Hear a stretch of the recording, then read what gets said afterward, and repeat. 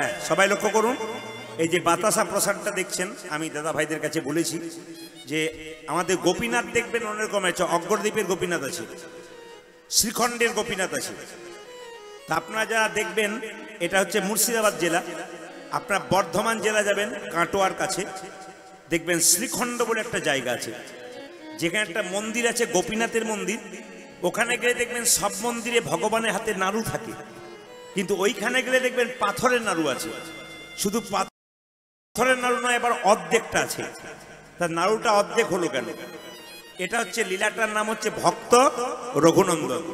এই যে কীর্তনে আপনারা মালা তিলক দিচ্ছেন, এই যে মা দিয়ে গেল কীর্তনে মালা তিলক, এই মালা তিলক দেওয়ার রীতি প্রথম চালু করেছিল কে? ভক্ত রঘুনন্দন। এই জন্য ভক্ত রঘুনন্দনকে আমাদের শ্রদ্ধা করতে হবে। সবাই জেনে নিন, কীর্তনে মালা তিলক দেওয়ার রীতি প্রথম চালু করেছিল কে? ভক্ত রঘুনন্দন। সেই রঘুনন্দন 5 বছর বয়সে গোপীনাথকে নাড়ু খাইয়েছিল। আমি কথাগুলো বলার পর আপনাদের 1 ঘন্টা পর জিজ্ঞেস করবো আপনারা ঠিক শুনেছেন কিনা। শুনে নিন। আমি বলতে চাই, ভগবান আমাদের কান দিয়েছে কটা? জোরে বলুন। 3টে। একজন 3টে দেখাচ্ছে। কটা কান দিয়েছে? 2টো। আর মুখ দিয়েছে কটা? জোরে বলুন। 1টা। তাহলে কান দিয়েছে 2টো, মুখ দিয়েছে 1টা। বলতে বেশি বলেছে না শুনতে বেশি বলেছে? আপনারা বলেন বেশি না শোনেন বেশি? যদি সংসারে কম বলতেন তাহলে তো গন্ডগোল হতো না। আমরা শুনি না, বেশি বেশি বলি, এই জন্য গন্ডগোলটা হয়। আর আমাদের তো কীর্তনে আসলে বেশি বলতে হয়। সুতরাং আমি আপনাদের বলবো, হাতি যেমন চলতে চলতে মাঝে মাঝে পা পিছলে যায়, আমাদের জিভে হাজার হাজার কথা বলতে বলতে 2-1টা কথা ভুল হয়েই যেতে পারে। তা ভুলগুলোকে কেউ তুলবেন না, ভালোগুলোকে তুলুন। মানুষের সামনে দিন, লাভ আছে। হতেই পারে মানুষ মাত্রেই ভুল হয়, সেই ভুলটা হতেই পারে। আপনার আমার পৃথিবীতে বড় বড় মহাপুরুষের হয়েছে। ভুল করতে করতেই মানুষ শেখে। এই জন্য ভুলগুলোকে ধরবেন না, চেষ্টা করবেন ভালোগুলো তুলে মানুষের সামনে দিন। আপনারও ভালো হবে, আপনার পরবর্তী প্রজন্ম ভালো হবে। আপনাদের বয়স এত হলো, আমাদের হলো, ভগবান খেলো না। ভগবান বললেন, মন যখন রামকৃষ্ণদেব বললেন, বাচ্চাদের মন কচি মাছের মতো, যেদিকে বাঁকাবে সেদিকে বাঁকবে। ছোট্ট রঘুনন্দন 5 বছর বয়স, গোপীনাথকে গিয়ে বলছে, ও গো গোপীনাথ, বাবা তোমাকে চন্দন দেয়, বাবা তোমাকে তুলসী পত্র দেয়, বাবা তোমাকে গঙ্গা জল দেয়, কিন্তু আমার তো চন্দন কেনার পয়সা নাই, আমার তো তুলসী পত্র নাই, আমার তো গঙ্গা জল নাই, তবে আমি কি গোবিন্দের ভজনা করতে পারবো না? ও গো গোপীনাথ, আমি শাস্ত্রে জেনেছি, যদি কারো চন্দন না রইল, ভক্তি চন্দন গোবিন্দের চরণে দাও। যদি কারো ফুল না রইল, মন কুসুম গোবিন্দের চরণে দাও। গঙ্গা জল নাই বা রইল, 2টি নয়নের জল গোবিন্দের চরণে দাও। ছোট্ট রঘুনন্দন বারবার বলছে, গোপীনাথ নাড়ু খাও, নাড়ু খাও, নাড়ু খাও। পাথরের গোপীনাথ যখন নাড়ু খাচ্ছে না, সবাই তাকান, ছোট্ট রঘুনন্দন বলছে, তুমি নাকি ভক্ত প্রহ্লাদে হাতে খেয়েছো, ধুবের হাতে খেয়েছো, আমার হাতে খাবে না? দাঁড়াও দেখাচ্ছি মজা। পাথরের গোপীনাথের পায়ে ছোট্ট রঘুনন্দন মাথা ঢুকছে। গোপীনাথ, গোপীনাথ, গোপীনাথ। রক্ত আর চোখের জলে মন্দির ভেসে গেল।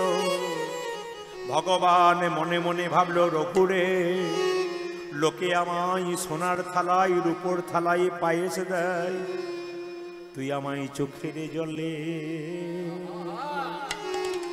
তুই আমায় চোখের জলে, তুই আমায় চোখের জলে আমার চরণ সেবা করছিস।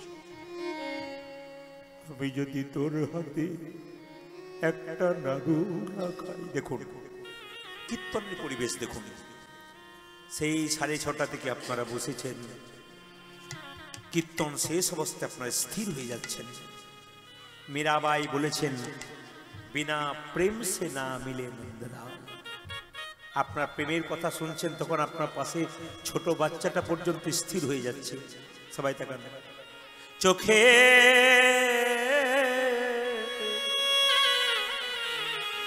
বাচ্চাদের একটু শব্দ বন্ধ করুন। চোখের জলে ভগবান খুশি হয়ে যায় ওরে রঘুরে সবাই তো চোখে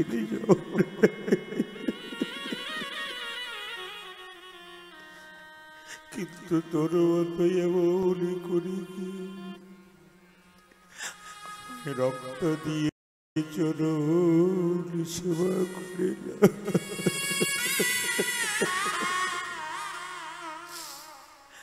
আমি যে গীতাতে প্রতিজ্ঞা করেছি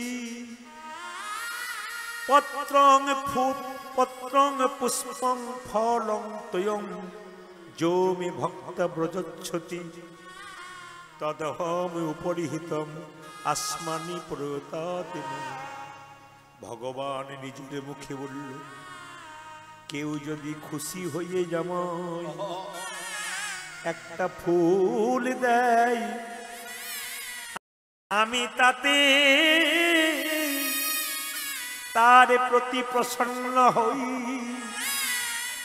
ফুল না পেয়ে যদি একটি তুলসী পাতা দেয় আমি তার হয়ে যাই। তাকাবেন তাকাবেন, যদি গঙ্গা জল না পেয়ে চোখে জল দিয়ে, আপনাদের পরিবেশকে ধন্যবাদ জানাই। যোৎকমলের মহাশ্মশান কালীতলা এই পরিবেশকে নমস্কার জানালাম। এই সুন্দর পরিবেশের ভক্তদেরকে মায়ের কাছে প্রার্থনা করে গেলাম, মা অগণিত ভক্ত তোমার চরণে সে কীর্তন শুনছে, এদেরকে আশীর্বাদ করে দাও যেন সবাই মিলে কৃষ্ণ চরণ লাভ করতে পারে, এদের পরবর্তী বংশধর যেন কৃষ্ণ ভক্ত হয়। ভগবান আরো বললেন যে যথা মাং প্রবদ্ধন্তে তংস্ততৈব ভজম্মহ মম বত্মানুবর্তন্তে মনুষ্য পার্থ সর্বস্ব। ভগবানের নিজের মুখের কথা, যে আমায় যেমন ভাবে ভালোবাসে ওরে রঘুরে আমি তাকে তেমনই ভাবে ভালোবাসি। সারাদিন কাজ কর্ম করি